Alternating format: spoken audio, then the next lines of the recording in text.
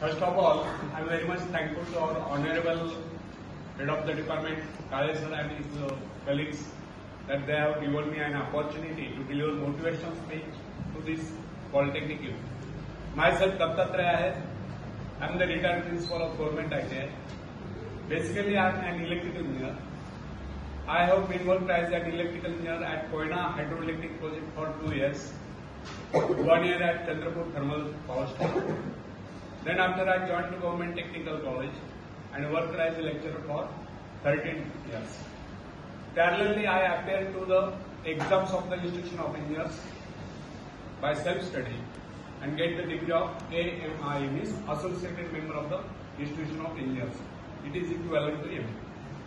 And on that basis, I faced MPSC and get selected as a principal and worked as a principal for 22 years to various government ITIs in Maharashtra and retired in August 2019.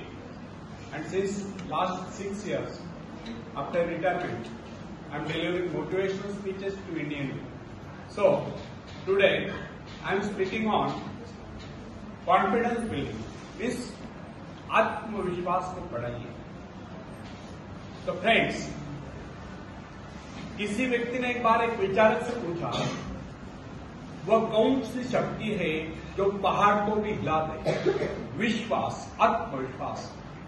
आत्मविश्वास संपन्न व्यक्ति के लिए सब कुछ संभव है. विचारक ने कहा, जीवन का मूल मंत्र है कि अपने विषय में उच्चतम विचार रखने में लज्जा का अनुभव मत करिए. यदि भगवान ने आपको ऐसा बनाया है और इसमें उसको किसी प्रकार की लज्जा नहीं आई, तो फिर आप क्यों लज्जित होते? एक युवक था, वह सदा मुस्कुराता रहता था. उसका शरीर दुबला पतला था. इस पर भी वो बड़े से बड़ा काम करने के लिए तत्पर रहता था. एक दिन उससे पूछा गया, आप सदा मुस्कुराते क्यों रहते? क्योंकि मुस्कुराना ही तो जीवन है. ये जिंदगी 4 दिन की है, मुस्कुराकर क्यों न जिए, ये उसकी सार्थक सोच थी. और जो वो हर काम को करने के लिए तत्पर रहता था, ये उसका आत्मविश्वास था. ऐसे लोग ही सही मायने में जीते हैं जिनके ओठों पर मुस्कान हो और दिल में कूट कूट कर आत्मविश्वास भरा. फ्रेंड्स, विश्व युद्ध के वीर सैनिकों के विषय में एडमंड केम्पर ब्रोड्स ने लिखा, हमारे सैनिकों की वीरता की कहानियां वर्णनातीत है, आश्चर्यचकित करने वाली है. जिनको हम साधारण सैनिक समझ रहे थे, उन्होंने अनेक आश्चर्यकारक कारनामे कर दिखलाए. उदाहरण के लिए उस युवक को लीजिए जो अपने स्कूल के दिनों में बड़ा ही ढीला ढाला सा लगता था, अनुपस्थित ही रहता था, जो परीक्षा में कभी उत्तीर्ण नहीं हुआ. उसने जब सेना में भर्ती होने का यत्न किया, तो शारीरिक परीक्षा के अवसर पर डॉक्टर ने उसको अयोग्य घोषित कर दिया. उसने फिर यत्न किया, फिर भी असफल रहा. इस प्रकार अनेक बार असफल होने पर भी न जाने कैसे एक दिन वो सेना में भर्ती हो ही गया. और जब हमने उसको देखा तो हम समझ गए कि कुछ ही दिनों में वो अपने हाथ पैर टुकड़ाकर वापस चला जाएगा.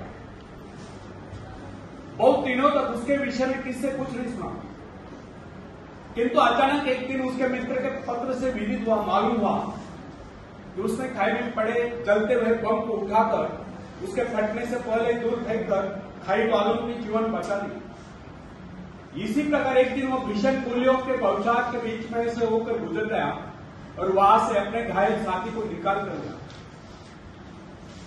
ब्रोड्स के बाद हमें भी अपने जीवन में बहुत ऐसे योग मिलते हैं जो कुछ न होते हुए भी बहुत कुछ कर गुजरते हैं.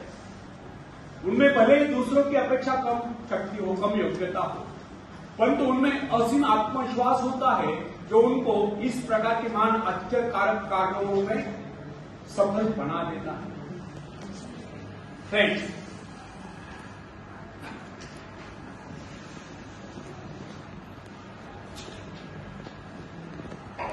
ईश्वर ने हमें भय की भावना नहीं, अपितु शक्ति की भावना प्रदान की. उसने हमें प्रेम करना सिखलाया और सुलझा हुआ मस्तिष्क दिया. फिर भी अधिकांश लोग स्वयं को अपनी दुर्बलताओं से मापते, अपने सामर्थ्य से. ये बहुत कम लोग सोचते कि हमें कितनी शक्ति है। हाँ, हमें कितनी दुर्बलता है इसका हिसाब फटाफट लगा लेंगे। हमारे जीवन में कितनी खुशियां है इस नजरे से नहीं देखेंगे, बल्कि दुखों का हिसाब लगाएंगे, संकटों को गिनेंगे। मनुष्य अपने महत्व को अपने विजय से मापने की अपेक्षा अपने पराजय से मापता है। ऐसे लोग अपने विजय की आकांक्षा को मात्र स्वप्न समझते, उसे अपने जीवन का अंग नहीं मानते। तुलनात्मक दृष्टि से देखा जाए तो बहुत कम लोग ऐसे होते हैं जो अपने सामर्थ्य का उचित मूल्यांकन कर पाते। अधिकांश लोग तो अपने विजय को किसी अन्य सामर्थ्य की विजय मान बैठते हैं। तथापि विश्वास ही एकमात्र शक्ति नहीं, वो महानतम शक्तियों में से एक। युद्ध में बंदूक नहीं, अपितु तो मनुष्य के भीतर का आत्मविश्वास रहता है। शेरपा तैनसिंह ने हिमालय पर विजय प्राप्त नहीं की, विजय पाई थी उसके आत्मविश्वास से। गाद का महावीर गोलियत जब इजरायली शिविर में युद्ध करने के लिए पहुंचा तो उसने उसे ललकारते हुए कहा, यदि किसी में साहस हो तो आगे बढ़े। परंतु किसी ने साहस का परिचय नहीं किया। उसकी दूसरी ललकार सुनकर डेविड नाम का एक सैनिक उससे युद्ध करने के लिए आगे बढ़ा। गोलियत दाड़ रहा, चिल्ला चिल्लाकर अपनी वीरता का बखान करा। डेविड जब साहस करके आगे बढ़ा तो वहां एकत्रित अनुभवी लोगों ने उसको अनेक प्रकार के शस्त्र पकड़ाए, किंतु उसने उन सबको वापस कर दिया। लोगों ने उसको बहुत समझा कि इसके बगैर वो किस प्रकार लड़ेगा। उसने कहा, मुझे इन शस्त्रों का अभ्यास नहीं, मैं इन्हें नहीं चला सकता। ये मेरे शस्त्र नहीं, मेरे पास अपने शस्त्र है जिनके सहारे मैं उससे लड़ूंगा। डेविड ने वे सारे शस्त्र वापस कर दिए, केवल अपने गुलेल ली और सामने पड़े कुछ कंकर उठा लिए। दूसरी ओर वो फिलिस्तीनी गोलियत